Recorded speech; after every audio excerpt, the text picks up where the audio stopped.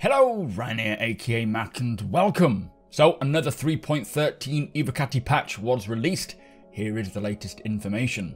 As always, a huge thank you to my patrons and channel members for your continued support. In particular, I wanted to say thank you to Raturex Gaming for rejoining as a channel member. So Alpha 3.13b was released to the Evocati yesterday, but it appears that there are some issues occurring with only the US players gaining access. It seems those in the EU, I'm not sure about the rest of the world, but those in the EU are unable to join and appear to be receiving a new 50k error code. Now, CIG have placed this in the known issues list, stating that they are working on a hotfix and publishing to further investigate the problem. So I'm not sure if this is a brand new code, I've never seen it before. It could be due to back-end work, I don't know. I am looking into it and seeing if I can find anything. Either way, CIG are aware of this, and this particular 3.13b build was up for about 6 hours and then has been shut down, so it is no longer available. But as soon as I have more information as to what or why this is happening, I will let you know. Anyway, let us take a look at the latest patch notes. So testing focus is on cave entrances, ship-to-ship docking, which I assume is Connie and the Merlin, reputation UI, new quantum sensitive and time delivery missions, pushables tier 0, ship naming, force reaction staggers, and the Cyclone MT. So there are some new features with this build. We have hull visual degradation, so ships will subtly change depending on how long they have existed in the verse until the ship is repaired, using either a Cryastro services or it's remade with an insurance claim. I also think it was mentioned that this will only apply to so many ships to begin with and then roll out to more over time, but no word as to the exact ships yet.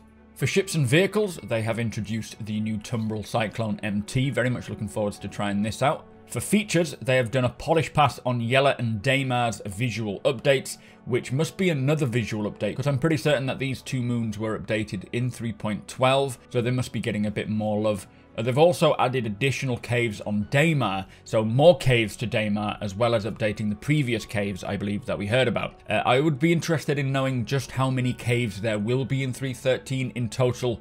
We know there's going to be 6 variations of entrances, but we don't know how many of those caves are actually going to be found throughout the verse. Now, moving on to gameplay, we have push and pull updates. They've added trolleys spawning into the hangars and additional trolleys spawning in cargo decks, plus they have updated the push trolley proxies for better ground clearance. I am glad that they have included trolleys in the hangars. This means we should be able to just grab it as we are moving through the hangar to get to our ship, rather than having to specifically visit a location to grab one. So better for us to find them, and also likely better for CIG to gather more testing results. Anyway, there are 15 bug fixes. Some of them include they've fixed an error causing the player to have no body after loading into the server.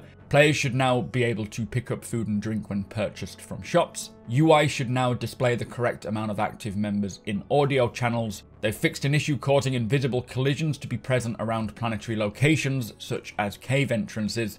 They've fixed the collision mesh of ramps on the Star Runner, Starfarer, Freelancer, and Cutlass ships. Players should no longer be able to clip through the rest stop viewing area's glass windows from EVA, and they've fixed an issue causing the player's camera to zoom into the site too far when using multiple sniper scopes, which would cut off part of the site UI. So there's also been 9 client crash fixes, 3 server crash fixes, and 4 main thread deadlock fixes. So that is the latest patch notes and news on the Evocati 3.13 front. Let us hope that this 50k issue gets resolved ASAP and they can get rolling with 3.13. Unfortunately, there is yet to be any decent leaked images or footage, as the Evocatis are clearly struggling to actually get into the game. But I do cover all of the latest information and the leaks here on my YouTube channel as they happen, so if you do enjoy my content, please consider hitting subscribe. And if you want to be notified when my videos go live, tick that little notification bell. If you could do the channel a big favour and hit that thumbs up, I would really appreciate it. And if you want to talk more about Star Citizen, the leaks, or just watch me playing the game, you're all more than welcome over on twitch.tv/supermacbrothers. Again, I cannot do these videos without my patrons or channel members, so thank you so much for the support. Thank you so much for watching, and I'll see you next time.